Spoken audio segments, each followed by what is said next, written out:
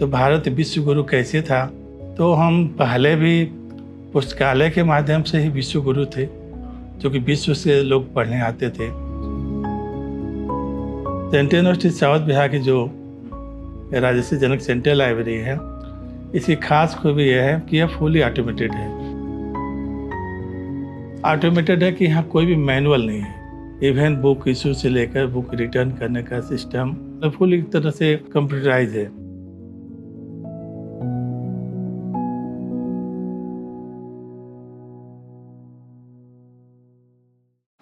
सबसे पहले तो प्रभात की खबर की ओर से आप आए हैं। आपका इस पुस्तकालय का नाम राजर्षि जनक केंद्रीय पुस्तकालय है। इसमें आपका स्वागत है। राजर्षि जनक केंद्रीय पुस्तकालय नाम क्यों पड़ा, इसके पीछे भी एक कहानी है।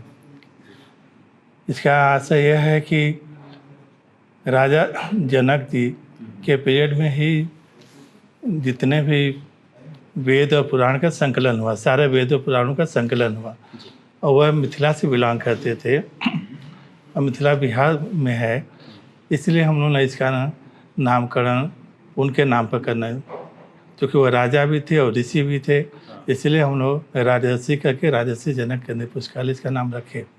जो भारतीय ज्ञान परंपरा की बात कही जाती है, आजकल कही जा रही है, तो यह होता है कि भारत विश्व गुरु था, विश्व गुरु है। तो भारत विश्व गुरु कैसे था, यह तक्षशिला विश्वविद्यालय की लाइब्रेरी, नालंदा विश्वविद्यालय की लाइब्रेरी, नालंदा विश्वविद्यालय जो गया से सटा हुआ है, उस समय 10,000 बच्चे पढ़ते थे, 2,000 टीचर्स थे, 3 बिल्डिंग थी। जब मल्टी स्टोरी बिल्डिंग का प्रचलन नहीं था, उस समय 9 स्टोरी बिल्डिंग थी। तो हम पहले भी पुस्तकालय के माध्यम से ही विश्व गुरु थे, जो कि विश्व से लोग पढ़ने आते थे, चाहे फिलॉसफी हो, चाहे अदर सब्जेक्ट हो। लाइब्रेरी अगर देखा जाए तो 4 तरह की लाइब्रेरी होती है। एक पब्लिक लाइब्रेरी होती है जो सारे डिस्ट्रिक्ट में रहती है, जो सबके लिए होती है। एक एकेडमिक लाइब्रेरी होती है जो सारे स्कूल, कॉलेज और यूनिवर्सिटी लेवल पर होती है। एक स्पेशल लाइब्रेरी होती है जो जैसे आकाशवाणी, दूरदर्शन, प्रसार भारती जैसे में रहती है, मंत्रालय में रहती है, जो स्पेसिफिक पर्पज से बनाए जाते हैं। जैसे हाई कोर्ट में हो तो लॉ की लाइब्रेरी होती है। एक नेशनल लाइब्रेरी होती है। नेशनल लाइब्रेरी भारत में कलकत्ता में है। सेंट्रल यूनिवर्सिटी साउथ बिहार की जो राजर्षि जनक सेंट्रल लाइब्रेरी है, इसकी खास खूबी यह है कि यह फुली ऑटोमेटेड है। ये एकेडमिक लाइब्रेरी है और यह फुली ऑटोमेटेड लाइब्रेरी है। ऑटोमेटेड है कि यहाँ कोई भी मैनुअल नहीं है। इवन बुक इशू से लेकर बुक रिटर्न करने का सिस्टम, चाहे वो स्टूडेंट को any time anywhere information provide करने का जो सिस्टम है, हम लोग का फुली ऑटोमेटेड, इसको मतलब फुल एक तरह से कंप्यूटराइज है। हम लोगों ने दो तरह से इसको किया हुआ है कि एक तो RFID चिप है हर बुक पर। RFID चिप से फ़ायदा है कि कम से कम पुस्तकें स्टूडेंट को इशू करने और रिटर्न करने में दोनों ईजी है। अपने से बुक स्टूडेंट अपने से बुक इशू कर लेता है, अपने से रिटर्न कर लेता है, सारे वो सिस्टम लगे हुए हैं। तो अच्छा, वो कितने दिन में वापस करेगा, उसको पूरी व्यवस्था क्या है? वह स्टूडेंट के लिए हम लोग 15 डेज का रखे हुए हैं और फैकल्टी मेंबर्स के लिए 120 डेज, माने 1 सेमेस्टर के लिए उन लोग के लिए इशू किए हुए हैं। स्टूडेंट को इशू करने में भी एक यह है कि भाई मैक्सिमम वह बुक यूज कर सके, मैक्सिमम बुक यूज हो सके। दोनों सिस्टम हम लोग कहते हैं कि जैसे कि एक कहा जाता है कि नहीं, जो भी पुस्तकें हैं वह छात्रों के यूज़ के लिए हैं, तो छात्रों की पहुंच तक कैसे पहुंचे, इसीलिए हम लोग उसको ओपन एक्सेस सिस्टम से किए हुए हैं कि स्टूडेंट को जो चाहिए वो बुक वेब ओपेक दोनों के माध्यम से देख सकता है कि लाइब्रेरी में ये बुक अवेलेबल है कि नहीं है तो कहाँ पर है। यदि अब अवेलेबल है तो ठीक है, यदि नहीं है तो कोई बुक इशू है तो वह रिटर्न होने वाली है तो कब रिटर्न होगी, और यदि उसको रिजर्व कराने का भी यहाँ पर प्रोविज़न है। तो कई बार लोग भूल जाते हैं किताबें लेने के बाद। हम लोगों ने जो सिस्टम डेवलप किया है, इसमें जैसे बुक इशू करता है तो उसको स्वाभाविक एक स्लिप भी मिलेगी और मेल भी जाएगा, उसके मेल पे जाए कि आपने जो बुक बारो किया है उसका ड्यू डेट अगले 15 डेज़ के अंदर ये है। और यदि बुक 15 डेज़ से 2 दिन पहले रिमाइंडर जाता है। अच्छा, कैसे? मतलब जैसे उसको 2 रिमाइंडर जाएगा कि आपने रिमाइंडर या अलर्ट मैसेज के कि आपका अगले दूसरे पे या कहाँ पे? उसके मेल पर जाएगा, ईमेल पे जाएगा। उसके ईमेल सिस्टम से, हाँ, चूँकि वह रिकॉर्ड होना चाहिए इन्फॉर्मेशन, तो मेल पर मैसेज जाएगा कि आपका अगले 2 दिन में बुक रिटर्न करनी है। तो वो स्वाभाविक है कि उस समय जो भी यूजर होता है उसको नॉलेज में आ जाता है कि अगर हम जो बुक लाए हो लाइब्रेरी का ड्यू डेट है, उसको रिटर्न करनी है। यदि बुक रिटर्न कर देता है तो स्वाभाविक वो भी मैसेज चलेगा कि बुक रिटर्न कर दिया है, उसका भी मेल उसके जो रजिस्टर्ड ईमेल आईडी उस पर चला जाता है। वो कंफर्म हो जाता है कि नहीं, मैंने बुक जो बुक ड्रॉप बॉक्स में रिटर्न किया वो रिटर्न हो चुकी है। ड्रॉप बॉक्स में? हाँ, बुक ड्रॉप बॉक्स में। तो ड्रॉप बॉक्स बना हुआ है, वहाँ पे आप किताबें डाल दीजिए। अब बुक ड्रॉप बॉक्स में कुछ नहीं करना, इतने इजीली सिस्टम है कि बस वो बुक ड्रॉप बॉक्स में आप उसको डालना, वो ऑटोमेटिक बुक को स्कैन कर लेगा और सिस्टम आपको अलर्ट कर देगा कि भाई आपने बुक उसको रिटर्न कर दिया। CSB की जो लाइब्रेरी है इसमें 2 तरह के, एक तो प्लेन बुक्स है, एक ई बुक्स है। एक प्लेन जर्नल्स है, एक ई जर्नल्स है, डाटा बेसेस है। तो जितने भी ई बुक्स है हम लोग सिंगल प्लेटफॉर्म पर दिए हुए हैं जिसका नाम है रिमोट एक्सेस है माईलॉफ्ट। इससे आप किसी देश के किसी भी देश या विदेश के किसी कोने में बैठकर आप किसी भी समय सर्च कर सकते हैं। इवन आपको आवश्यकता है तो वहाँ पर आप अनलिमिटेड डाउनलोड कर सकते हैं। इसके अंतर्गत हम लोग जो one nation one subscription ministry of education का जो इनिशिएटिव है उसमें 13,000 प्लस जर्नल्स हैं और पूरे वर्ल्ड के जो रेनाउंड पब्लिशर हैं 32 पब्लिशर्स उनके जर्नल्स हैं जो लगभग जो यूँ कहें कि यूनिवर्स ऑफ नॉलेज, ज्ञान का जितने भी क्षेत्र हैं, जितने भी एरिया हैं, सबको कवर करते हैं। चाहे वो साइंस और टेक्नोलॉजी हो, चाहे सोशल साइंस हो, चाहे ह्यूमैनिटीज हो या फाइन आर्ट्स हो, A to Z सारे कवर करते हैं। तो वो सर्विसेज हम लोग करते हैं। सेकेंड है कि हम लोग national digital library of India से भी जुड़े हुए हैं। उनके भी जितने ई बुक्स हैं, जितने डाटा बेसेज हैं, वो भी हम उसको एक्सेस कर सकते हैं। एक डेलनेट है, DELNET developing library network centre Delhi का है, इसका भी हम लोग मेंबरशिप लिए हुए हैं। इसके भी बहुत से इम्पॉर्टेंट जर्नल्स होते हैं। बच्चों की कि किताबें तो दुनिया भर की हैं लाइब्रेरी में, पर हमको जो चाहिए वो नहीं है। तो ऐसी किसी स्थिति में लाइब्रेरी क्या करती है?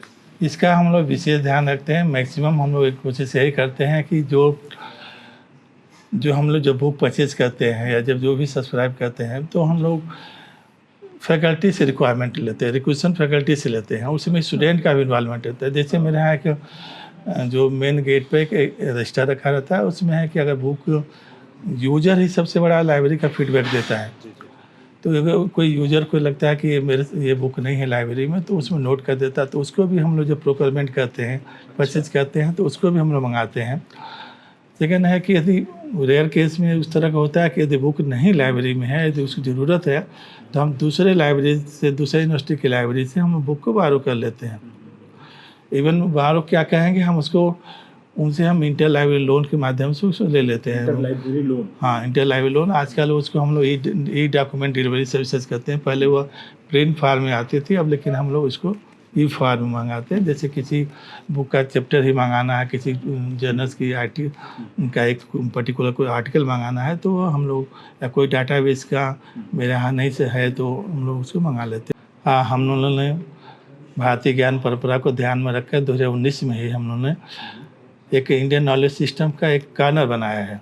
भारतीय ज्ञान परंपरा, हाँ, IKS जिसको बोलते हैं, इंडियन नॉलेज सिस्टम पर हम लोगों ने एक गैलरी बनाया है जिसमें इस तरह के जो सनातन धर्म से संबंधित जो पुस्तकें हैं, हम लोगों ने उसको एक कलेक्शन किया हुआ है। और छात्रों का भी हम लोग उसको देखते हैं कि जो भी छात्र उस सेक्शन में जाते हैं तो एक भारतीय ज्ञान या भारतीय संस्कार ही कहेंगे कि वो शूज उतार कर और उस बुक को टच करते हैं, इवन उसको प्रणाम करते हैं, टच करते हैं और उसको भी पढ़ते हैं, फिर वहाँ सेम जगह पर उसी सेक्शन में रख के और उसको प्रणाम करके बाहर निकलते हैं।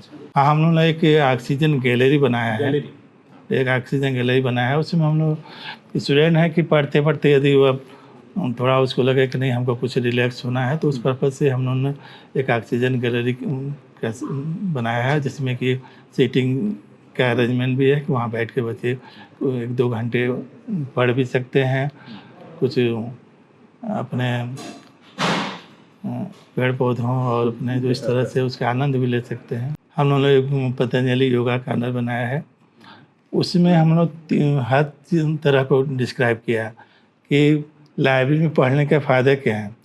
लाइब्रेरी में यदि आपको इस तरह का पढ़ने में मन न लगे तो आपको कौन कौन से योगा करना होगा, कौन कौन करने से, ताकि आपको उसमें पढ़ाई में मन लगे।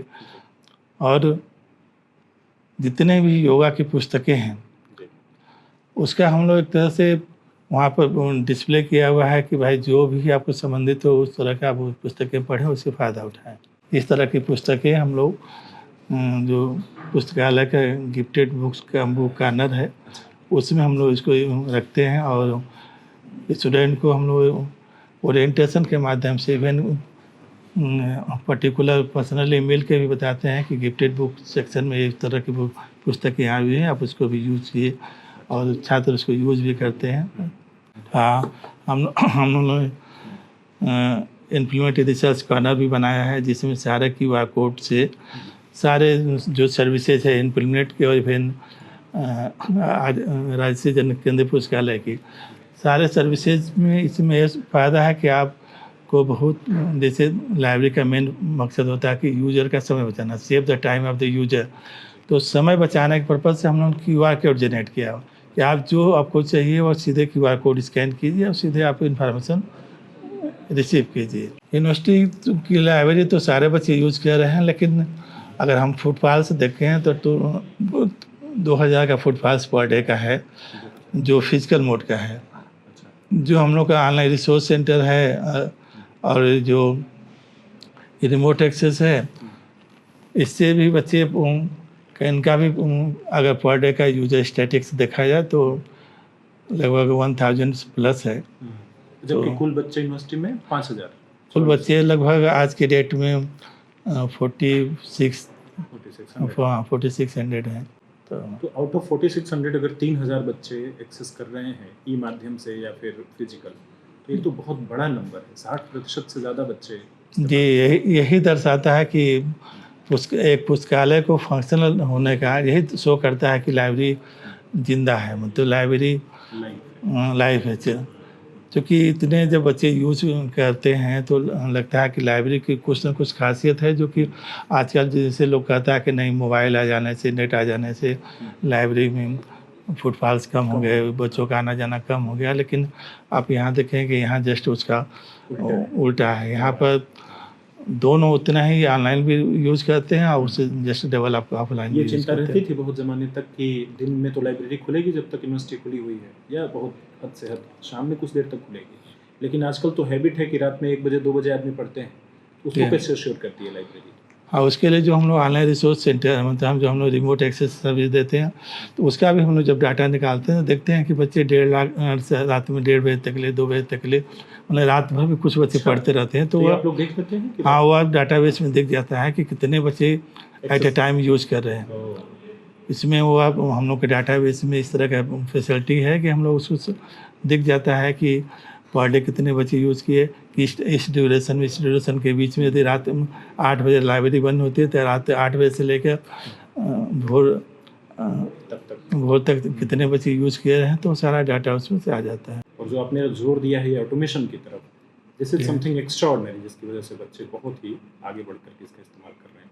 आपकी मेहनत है, थैंक यू। धन्यवाद। प्रभातखबर.com, विश्वास वही, रफ्तार नहीं।